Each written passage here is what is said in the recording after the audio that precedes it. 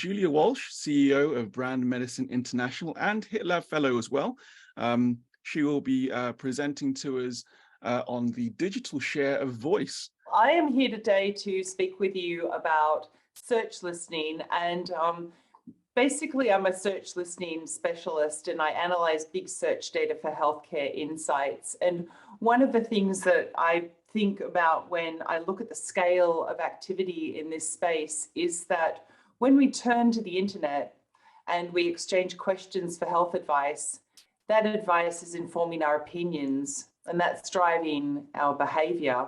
And then in turn, when we ladder that up and we think about the broader healthcare ecosystem, this digital information experience is having a profound effect on the broader healthcare ecosystem. And that, of course, has commercial implications for pharma, as well as health outcome implications for patients. So what I'd like to talk about today is how to know what is really driving the narrative on a health topic and how this is influencing the healthcare ecosystem is a question we're going to be posing as part of this presentation. So let's just start with what actually is search listening. For those of you who are not yet familiar with this concept, it's different and distinct from social listening. It's the study of aggregated, anonymized, big search data. And in terms of healthcare, what we're able to do is actually understand what people are really asking Dr. Google, because whether we like it or not, Dr. Google is a virtual member of every multidisciplinary team and it has great influence. And the reason why it's relied upon so much is because it's private. When we're lying awake at night catastrophizing over a symptom or worried about a diagnosis, the phone is at our fingertips, and so this resource is always available to us when we can't sleep at 3 o'clock in the morning because we're worried about a health concern.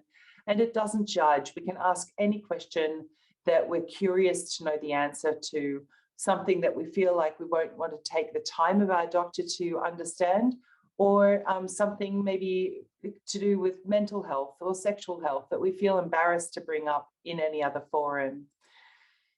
So the scale of this data set is really unprecedented. When we do focus groups or even quantitative research, we're looking at representative samples, but this is truly the most representative sample that we can tap into as healthcare stakeholders. There's an estimated 1 billion questions asked of Google every single day related to topics of health. And it acts like a digital truth serum, revealing real patient concerns. And this, because it changes over time, acts as a reflection of our collective consciousness that mirrors real world events. And this was something that was profound to witness throughout the course of the pandemic, right from where COVID started to become an influence on all of our lives through to the development of the vaccines, the rollout of the vaccines, and the development of the treatments and the rollout of the treatments. We've constantly seen a ripple of the search data in response to what's happening in the real world. Now, patients are turning to search engines and asking all kinds of questions at different stages of the patient journey. So depending on our area of focus, we can actually dive into and understand the questions being asked at any of these points. And as they go through this journey as well, they also experience the stages of grief. And so we'll see that come through in the type of questions that people ask. So they might ask, if they're newly diagnosed with diabetes, they might ask a question in the bargaining phase of the stages of grief, such as, can newly diagnosed diabetes be reversed? And things like that. It's truly a really interesting way to understand the patient perspective.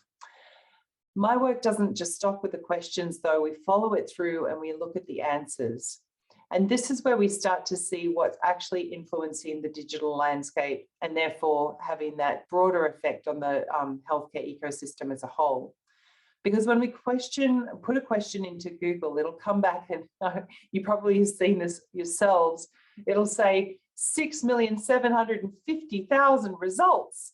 And you just think, oh my goodness, like that is just such an enormous amount of content coming back to my simple and humble question that I've just entered in here. how on earth can I ever understand all of this content?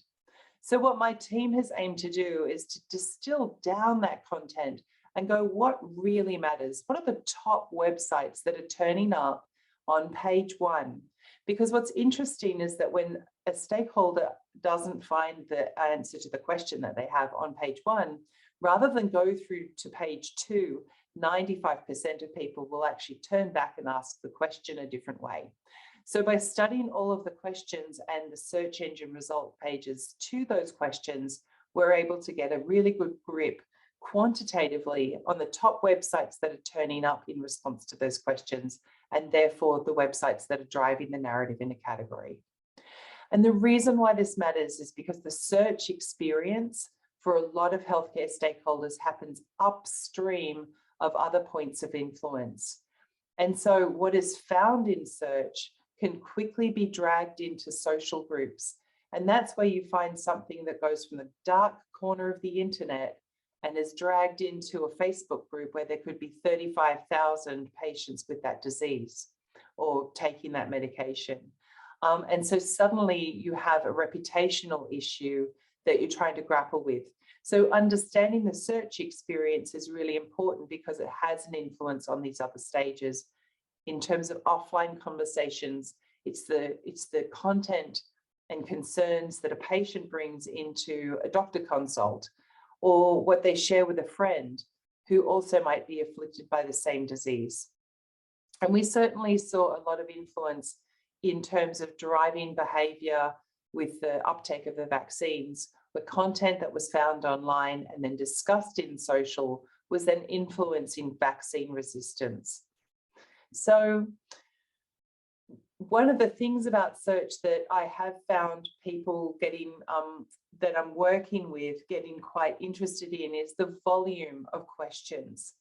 What I like to highlight is it's actually not how many times a question is being asked, but it's who is asking it that matters. Because one doctor asking a question will be influencing and treating hundreds of patients. They may also be influencing their peers, and then in turn, the patients of their peers. So the content that comes back to one healthcare professional question can actually have a really big ripple effect in terms of actually how a product is used with patients. We also can tell the kinds of questions that doctors versus patients are asking by the way those questions are asked. So for example, a patient might say, Prolia, what does it do to the body? Whereas a healthcare professional will say, denosumab MOA, or denosumab interactions. So that's how my team work on discerning the kinds of questions asked by one stakeholder versus another.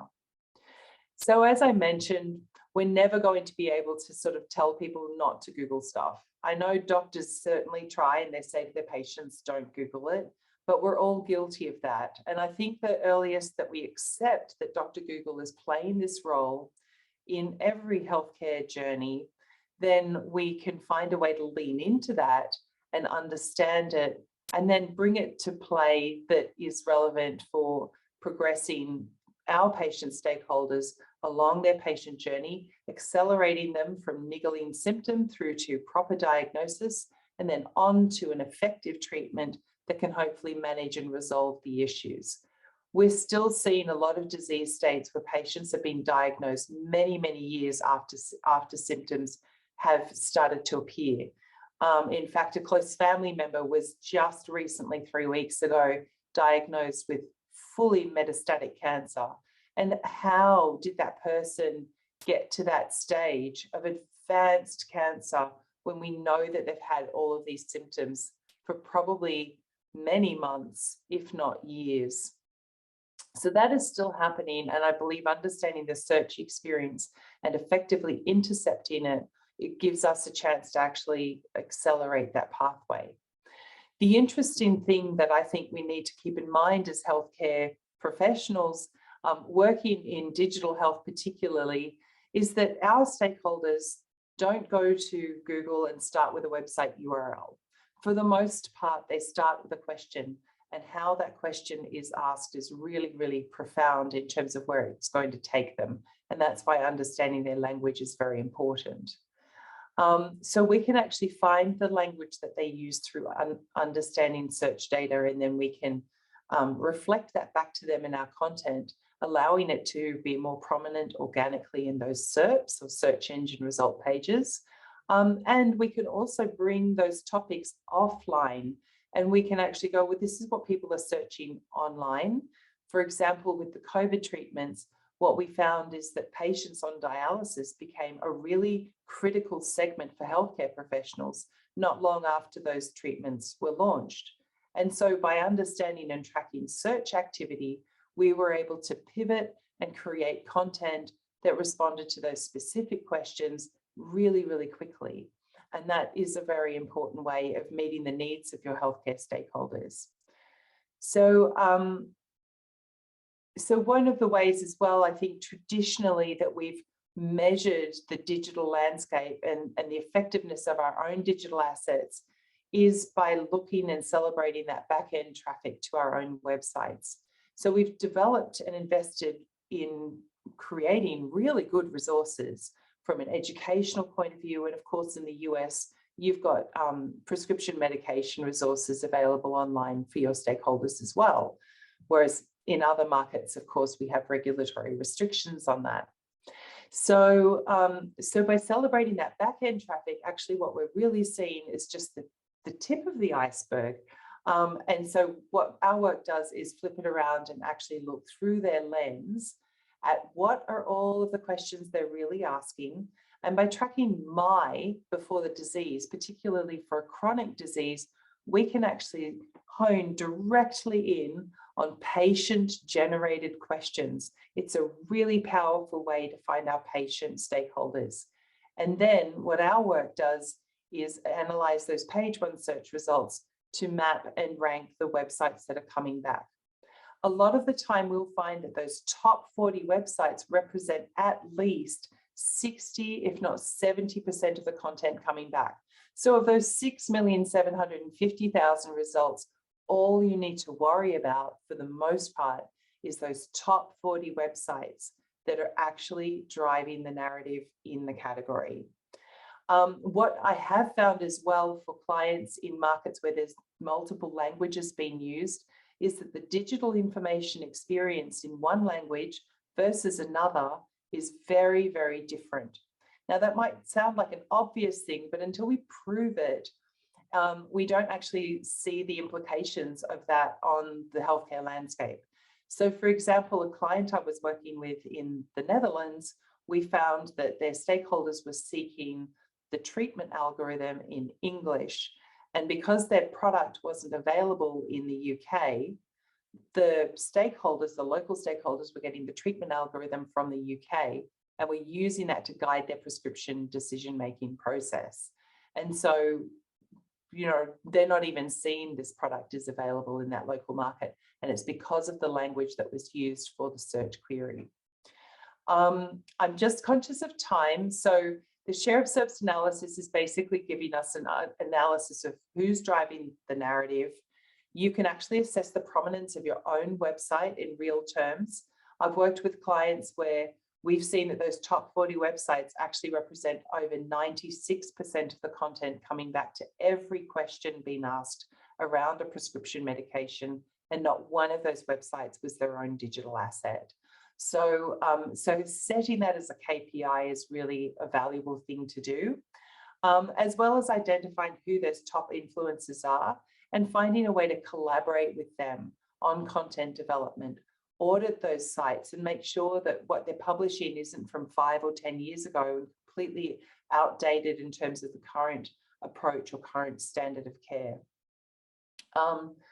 So I'm just going to go through very quickly. In Australia, what we found is in the monthly volume of questions around Prolia, as an example, was 70,000 across all of these. And so Prolia, Exjava and denosumab.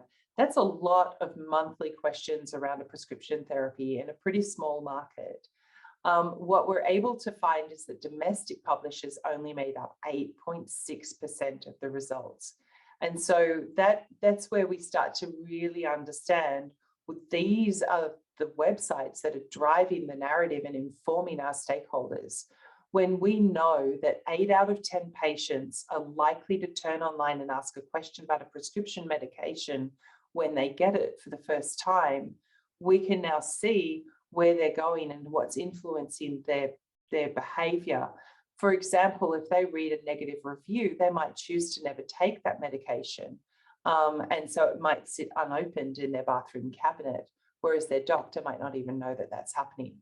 Drugs.com here is the third most prominent website, whereas that website actively blocks the input of what they call vested interests and prioritizes patient reviews over clinical evidence-based data to present and compare and contrast different medications.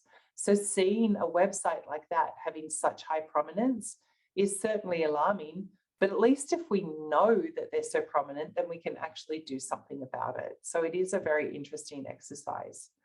I can see that I don't have too much time to actually go through this part of it, but this is just showing how drugs.com uses reviews to rate and rank healthcare products, which is not necessarily correlated with the clinical data. If you think about when you write a review for a restaurant, it might be because you had a negative experience that might motivate you to write that review. And it's possible that the same thing is happening in healthcare as well. Certainly, this website is trying to present itself as a high trusted website. However, it's using reviews is not really the top way of doing that. So this is just highlighting how that vested interest content, as they call it, is actively being blocked. And so inadvertently creating a vacuum where misinformation is unfortunately amplified. And the top reviews are actually those that come in from the most thumbs up from readers, not what correlates most closely with the clinical data.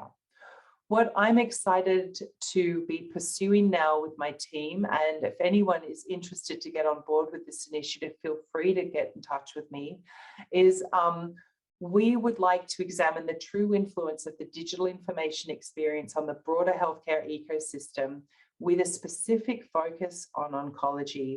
Oncology is tipped to be one of the most prominent categories of growth. By 2028, it's expected to surpass US $350 billion.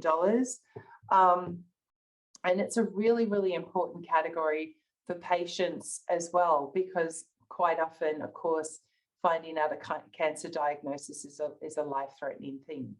So our team, off the back of our own research, we're proposing to do a PhD thesis and sponsor that, where we actually fill the gaps in knowledge, because we can see that there's a lot of study to really be done on search activity and the digital information experience and how it is really driving patient behavior and the true measurable impact of that on the healthcare ecosystem. So we've got our proposed aims for that study drafted, and we're really, really excited to keep progressing efforts in this area and hoping that, that we as an industry can start to put patients at the heart of, of the work that we do by truly understanding what they're doing when they go and consult Dr. Google, and giving them better content in response to their real world questions, and hopefully accelerating that patient journey more smoothly along towards treatment, towards earlier treatment, and towards better outcomes. Thank you so much for your time today.